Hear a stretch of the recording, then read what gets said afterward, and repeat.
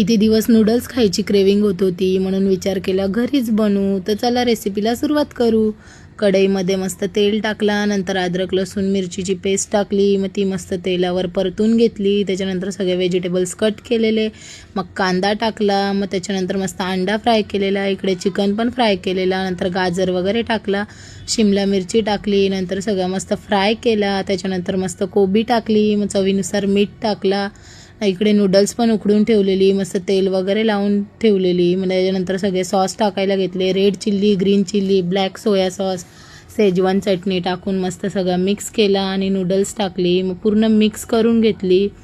नंतर फ्राय केलेला अंडा आणि फ्राय केलेलं चिकन पण टाकला. मस्त नूडल्स बनवायची होती, मस्त मिक्स वगैरे करून घेतली. आणि सगळा प्रिपरेशन मी केलेला, पण त्याचा क्रेडिट सगळा मम्मीला भेटला. तर नूडल्स एक नंबर झालती. तर वाट कोणाची बघताय, तर या नूडल्स खायला.